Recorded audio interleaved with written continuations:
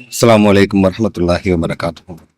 அன்பிற்குரியவர்களே, உலகில் படைக்கப்பட்ட உயிரினங்கள் அத்துணையும் எச்சரிக்கை உணர்வுகளோடு படைக்கப்பட்டிருப்பதை நாம் அறிவோம். ஒவ்வொரு உயிரினமும் தன்னை காத்து கொள்ளும் விதமாக தனக்கு வழங்கப்பட்டிருக்கிற நுண் அறிவை பயன்படுத்துகின்றன.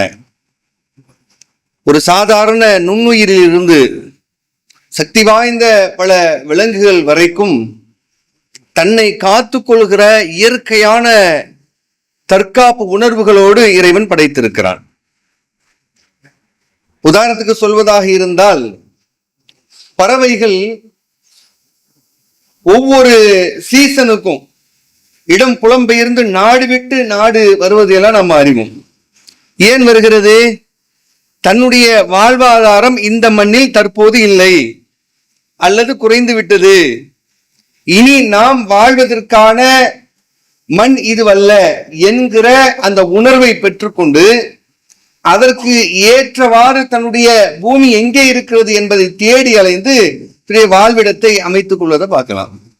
ஒரு சாதாரண ஒரு எறும்பா இருக்கட்டும், தன்னுடைய மழை காலத்திற்கு தேவையான உணவுகளை இப்பொழுது இருக்கிற நாம் உணவை எடுத்துக்கொள்கிற இந்த காலத்திலேயே சேமித்து வைத்துக் கொள்ள வேண்டும் என்கிற எச்சரிக்கை உணர்வோடு தன்னுடைய எதிர்காலத்திற்கு தன்னுடைய வாழ்வாதாரத்தை சேமித்து வைக்கக்கூடிய எச்சரிக்கை உணர்வோடு ஒரு எறும்பும் படைக்கப்பட்டிருக்கிறது. குறிப்பாக எறும்பை பற்றி சொல்வதாக இருந்தால், ஒரு எறும்பு சொன்னது, யா அஹ்லுன் நம்ல், எறும்பு கூட்டத்தினரே, உதுகுலு மசாக்கினக்கும், உங்களுடைய வீடுகளுக்குள் நுழைந்து விடுங்கள், ஏனெனில் சுலைமானும் அவருடைய படையும் வந்து கொண்டிருக்கிறார்கள், அறியாமையால் தெரியாமல் உங்களை மிதித்து விடுவார்கள், உங்களை காத்து கொள்ளுங்கள் என்று தான் மட்டுமல்ல தன்னுடைய கூட்டத்தையும் தன்னுடைய இனத்தையும் கூட பாதுகாக்கிற ஒரு எச்சரிக்கை உணர்வோடு எறும்புகள் இருப்பதை குர்ஆனுடைய வசனத்தின் மூலமும் நாம் அறிவோம். இப்படி ஒவ்வொரு உயிரினமும் தனக்கு கொடுக்கப்பட்டிருக்கிற அறிவை பயன்படுத்தி தன்னுடைய எதிர்காலத்தை பாதுகாக்கிற வேலையை நிகழ்காலத்தில் செய்து கொண்டிருக்கின்றன. மாறாக மனிதன் என்கிற இந்த படைப்பாகிய நாம் மட்டும் எதிர்காலம், உறுதியான எதிர்காலத்தை மறந்துவிட்டு சமகாலத்தில் ஒரு குறுகிய காலத்திற்காக அதைக்காக மட்டுமே தேடி அலைந்திருப்பதை நாம் பார்க்கிறோம். நபிகள் பெருமானார் அப்துல்லாஹ் இப்னு அஷ்ஷிர்கி அப்படி என்கிற ஒரு நபித்தோழர் நபிகள் பெருமானார் பேசி கொண்டிருப்பதை காதல் வாங்கிட்டு அப்படியே போறார். சபையில ரசூலுல்லாஹி ஸல்லல்லாஹு அலைஹி வஸல்லம் என்ன செய்றாங்க? அல்ஹாக்குமுத் தகாசுர் ஹத்தா ஸுர்துமுல் மகாபிர் என்கிற அத்தியாயத்தை ஓதி கொண்டிருக்கிறார்கள். அதை சொல்லிட்டு இருக்கிறாங்க. இவர் போகும்பொழுது கவனம் அங்க இருக்கு. நபிகள் பெருமானார் இந்த வசனத்தை ஓதுறாங்களே அப்படின்னு கவனத்தோடு அந்த சபைக்குள்ள போறாங்க. அப்படி போகும் பொழுது அந்த அத்தியாயத்தை ஓதிவிட்டு நபிகள் பெருமானார் சொல்றாங்க, யகூல் இப்னு ஆதம், ஆதமுடைய மகன் சொல்கிறான், மாலி மாலி மாலி, என் செல்வமே என் செல்வமே என் செல்வமே என்று சொல்லி ஆதமுடைய மகன் சொல்லிக் கொண்டே இருக்கிறான். ஹல்லக, தெரிந்துகொள், நீ தெரிந்துகொள், இப்னு ஆதம், ஆதமுடைய மகனே தெரிந்துகொள். இந்த டைப்லயே ரசூலுல்லாஹ் பேசுறாங்க. அவர் உள்ள நுழையிறப்போ சில விஷயங்களுக்கு நபிகள் பெருமானா ஒரு விதமா பேசுவாங்க. ஒவ்வொன்றையும் ஒரு அற்புதமான ஒரு பேராசிரியர் நபிகள் நாயகம். இந்த இடத்தில் பேசும் பொழுது பொதுப்படையா மக்கள் உட்கார்ந்து இருக்கிறாங்க, ஒருத்தனை பேசி பேசுற மாதிரி சொல்ல பேசுவாங்க என்றால் இதில் கூடுதல் கவனம் தேவை என்று பொருள். ஒவ்வொருவரும் கவனிக்க வேண்டும் என்று பொருள் அதற்கு. ஹல்லக யா ஆதம், ஆதமுடைய மகனே உனக்கு ஒண்ணு சொல்லட்டுமா? என்னுடையது என்னுடையது என்கிறாயே, நீ உண்டு கழித்தது அதை தவிர எது உன்னுடையது? நீ உடுத்து கிழித்தாயே அதை தவிர எது உன்னுடையது? மேலும் சில நேரங்களில் கொடுத்து வழங்கி மகிழ்ச்சி உற்றாயே. இங்க நம்ம நல்லா சிந்திக்கணும். இந்த இடத்துல கொடுத்துட்டு வைத்தறிச்சலோட போறதில்ல, வேற வழி இல்லாம கொடுத்துட்டு வந்தான், பேசினான், கொடுத்து தொலைஞ்சிட்டேன், அது இங்க உன்னுடையது அல்ல. கொடுத்து மகிழ்றது, கஷ்டத்துலதான் கொடுத்தேன், போ எதுக்கு கொடுத்தேன்? அல்லாவுக்காக தானே கொடுத்தேன், என் ஃப்ரெண்டுக்கு தானே கொடுத்தேன், எங்க அக்காவுக்கு, என் தங்கச்சிக்கு, என் அண்ணனுக்கு, என் மாமனுக்கு, என் மச்சானுக்கு, எங்க அம்மாவுக்கு என்று அவர்களுக்கு தானே கொடுத்தேன், இல்லாதவனுக்கு தானே கொடுத்தேன், போ நல்லா இருந்துட்டு போட்டோம். என்று நீ கொடுத்து மகிழ்ந்தது என்கிறார்கள் நபிகளார். கொடுத்து வைத்தறிச்சப்பட்டதல்ல என்று நபிகளார் சொல்லிவிட்டு, இதை தவிர எது உன்னுடையது, எதை எடுத்து செல்ல முடியும்? இதை சொன்னதை நான் கேட்டேன். நபிகள் பெருமானார் மிக அழகாக எடுத்துரைத்தார்கள் என்று இந்த அப்துல்லா என்கிற இந்த நபி தோழர் இந்த இடத்தில் பதிவு செய்கிறார். முஸ்லிமில் பதிவு செய்யப்பட்ட செய்தி. மேலும் நபிகளார் பிரிதோரிடத்தில் சொல்லும் பொழுது, எத்பவுல் மயத்த சலாசத்துன், ஒரு இறந்த உடல் செல்லும் பொழுது அவனுடன் 3 விஷயங்கள் செல்கின்றன. அவனுடன் ஒரு ஜனாசாவை 3 விஷயங்கள் பின்தொடர்கின்றன. 2 விஷயங்கள் அவனை விட்டு திரும்பி விடுகிறது. அவனுடன் 1 மட்டும் சென்று விடுகிறது. 2 என்ன? அவனுடைய குடும்பமும் அவனுடைய பொருளாதாரமும் மன்னரை அவனை அடக்கம் செய்யும் வரைக்கும் வேண்டும் எட்டலாம். அதன் பிறகு அவ்வளவுதான், முடிந்து விட்டது. அவனோடு ஒன்றுதான் செல்கிறது. அவனுடைய அமல்தான் அவனுடன் செல்கிறது. இதை தவிர அவனுடையது எது என்றால் அவனுடையது அவன் அமல் மட்டும்தான் என்று சொல்லி இருக்கும் பொழுது, வரும் முன் காக்கிற அந்த எச்சரிக்கை உணர்வை நம்முள் ஊட்டிவிடும் பொழுது அதில் நாம் பெறுகிற பாடங்கள் என்ன? ஒவ்வொரு உயிரினமும் தனக்கான பாதுகாப்பை தேடி அழகாக எச்சரிக்கை உணர்வை அழகாக பயன்படுத்துகிறது. ஆனால் மனிதனாகிய நாம் நமக்கு கொடுக்கப்படுகிற எச்சரிக்கையோடு சேர்த்து வரும் முன் காக்கின்ற அதற்கான என்ன பயனை வைத்திருக்கிறோம்?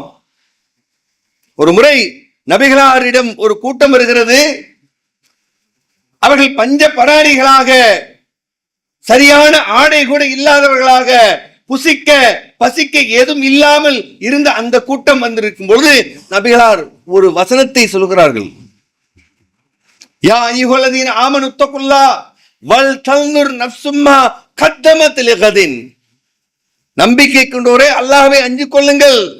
வல் தன்னுர் நஃப்சும், ஒவ்வொரு ஆன்மாவும் திரும்பி பார்க்கட்டும், நாளைக்காக என்ன சேமித்து வைத்திருக்கிறீர்கள் என்பதை வரும் முன் காப்பதற்கு நீ என்ன கொடுத்து வைத்திருக்கிறாய் என்பதை சிந்தித்துக்கொள் என்கிற வசனத்தை மட்டும்தான் நபிகளார் ஓதுகிறார்கள்.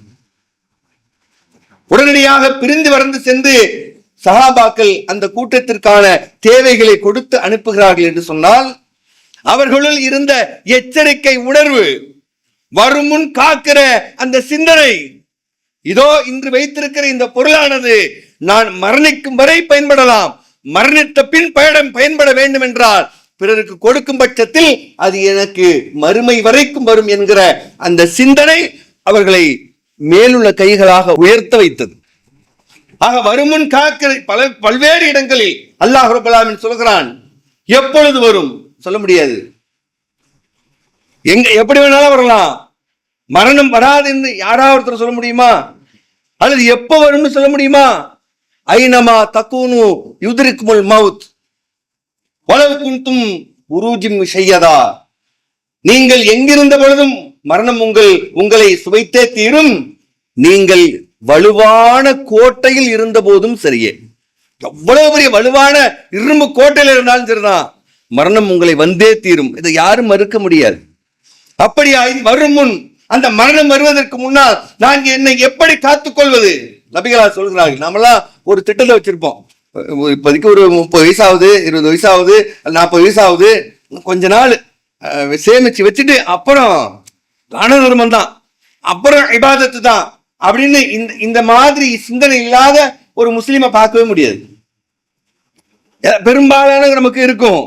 ஆனா நபிகளார் அமல்களில் சிறந்தது எது என்று நபிகளார் கேட்கப்படுகிறது. நபிகள் நாயகம் சொல்றாங்க, வறுமை வருவதற்கு முன் செய்கிற தர்மங்கள்.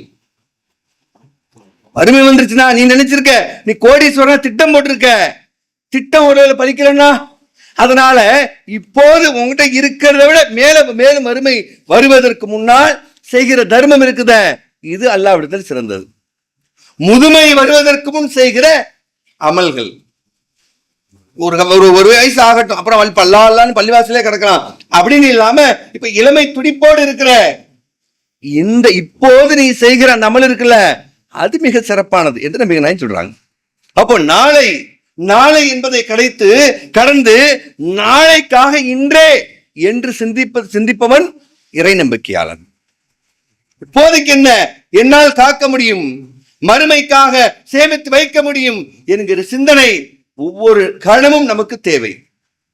அதனால்தான் அல்லாஹ் ரப்பல் ஆலமீன் மரணத்தை தொட்டுவிட்டால், மறுமைங்கிறது எப்போ வேணாலும் இருக்கலாம், அது எப்போ வேணாலும் இருக்கலாம்.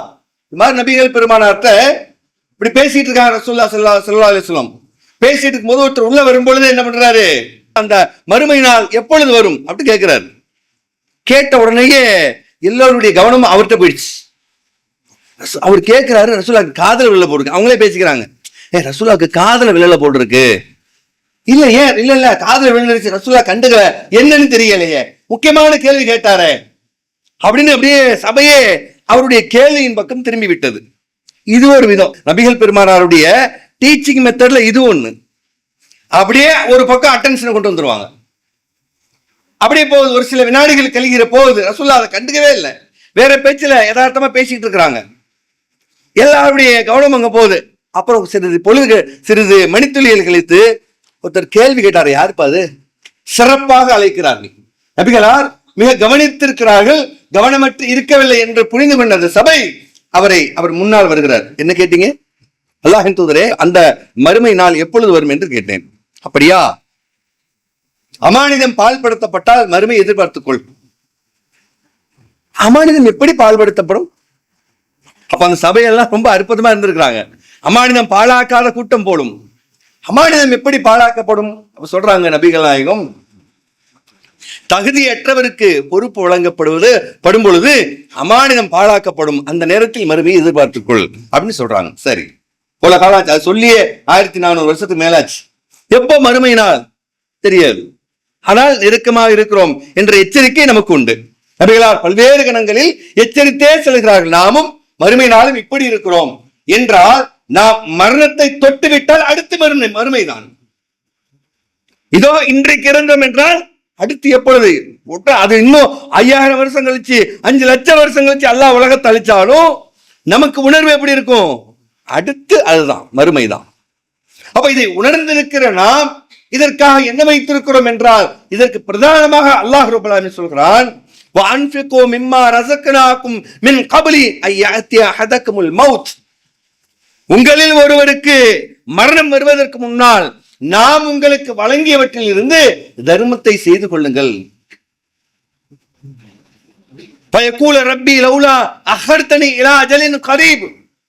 பிறகு மரணத்தை சந்தித்த உடன் அந்த கணத்தில் நீ கேட்கிறாய், புலம்புவாய், என்ன செய்வாய்? ஃபயகூல ரப்பி, என்னுடைய இரட்சகனே, லௌலா அஹர்தனி இலா அஜலின் கரீப், என்னுடைய அந்த அஜலை, என்னுடைய தவணையை சற்று விலக்கி கொடுத்தால், கொஞ்சம் அவகாசம் கொடுத்தால், நான் அள்ளி கொடுத்து தர்மத்தை வாரி வழங்கி நல்லடியார்களாக வந்து உன்னை சந்திப்பேன் யா அல்லாஹ், எனக்கு வாய்ப்பு கொடு என்று கேட்டால் உனக்கு கொடுக்கப்படாது என்று அல்லாஹ் சூரத்துல் முனாஃபிகூன் 63வது அத்தியாயத்தின் 10வது வசனத்தில் பேசுகிறான் நம்மோடு. அப்படி என்றால் அந்த சிந்தனையை இப்பொழுது சிந்தித்து பாருங்கள். இதோ தொட்டுட்டேன், காலையில டச் பண்ணிட்டேன், அதான் என்ன பண்ணிட்டான், சரி ஜும்மா தொழுற வரைக்கும் உனக்கு எல்லாம் வாய்ப்பு, கிட்டத்தட்ட நம்ம எல்லாம் அப்படிதான் உட்காந்துருக்கோம், உனக்கு வாய்ப்பு, என்ன பண்ணுவோம்? அதனாலதான் இமாம் ஷாஃபி ரஹ்மத்துல்லாஹி அலைஹி சொல்வார், ஒவ்வொரு நாளும் நாம் எப்படி நினைக்க வேண்டும் என்றால், மரணத்தை நேரத்தில் அல்லாஹ் வாய்ப்பு அளித்தால் எப்படி இருக்க வேண்டுமோ அப்படித்தான் நான் ஒவ்வொரு நாளையும் நான் உணர்கிறேன் என்று இமாம் ஷாஃபி ரஹ்மத்துல்லாஹி அலைஹி கூட சொல்லுவாங்க. அப்ப அதுபோல நாம் ஒவ்வொரு நாளும் அவகாசம் வழங்கப்பட்டவர்கள் என்றால், அந்த மரணம், அந்த மறுமை வருவதற்கு முன்னால் எச்சரிக்கை உணர்வோடு வாழ வேண்டிய இந்த இடத்தில், உலகத்தில் எச்சரிக்கை உணர்வற்று நாம் வாழ்ந்தோமையானால் நட்டம் என்னவோ நமக்குத்தானே ஒழிய நம்மை படைத்தவனுக்கு அல்ல, அல்லது வேறு யாருக்கும் அல்ல. அது மட்டும் இல்ல, எதற்காக ஓடி ஓடி உழைக்கிறோமோ அதாவது பயனளிக்குமா என்றால் அதுவும் பயனளிக்காது. அல்லாஹ் ரப்பல் ஆலமீன் சொல்லும் பொழுது, இத்தகு யௌமல்லா தஜ்ஸி நஃப்ஸுன் அன் நஃப்ஸின் ஷைஅன் வலா யுக்பலு மின்ஹா வலா யூஹது அன்ஹா ஷஃபாஅத்துன் வலா யூஹது அன்ஹா அத்லுன். ஒரு ஆன்மா இன்னொரு ஆன்மாவுக்கு உதவி செய்ய முடியாதனாலே அஞ்சிக் கொள்ளுங்கள். இன்னைக்கு எல்லாருக்கும் எல்லாம் ஹெல்ப் பண்றோம். ஏன்? பிறிதொரு காலத்தில் எனக்கு அவனிடம் தேவை இருக்கிறது என்பதால் பல்வேறு நபர்கள் பிறருக்கு கை கொடுக்கிறோம். நல்லது, தவறல்ல. ஆனால் அது மறுமைக்கு பயனளிக்குமா? ஆகாது. யௌமல்லா தஜ்ஸி நஃப்ஸுன் அன் நஃப்ஸின் ஷைஆ வலா யுக்பலு மின்ஹா ஷஃபாஅத்துன், எவருடைய பரிந்துரையும் ஏற்கப்படாது. வலா யூஹது மின்ஹா அத்லுன், வேறு ஏதும் பகரமாக கொடுத்தால் பயனளிக்காது. எதுவும் பயனற்ற நாளை அஞ்சிக் கொள்ளுங்கள். வலாகும் இன்சருன், மேலும் அவர்கள் உதவி செய்யப்பட மாட்டார்கள் ஒருவனுடைய உதவியை தவிர என்று எச்சரிக்கை உணர்வு பல்வேறு இடங்கள் தந்திருக்கும் பொழுது அந்த எச்சரிக்கை உணர்வோடு வாழ்ந்து மரணிக்கிற நல்ல அடியார்களாக அல்லாஹ் ரப்பல் ஆலமீன் நம் அனைவரையும் ஆக்கியருள் புரிவானார்.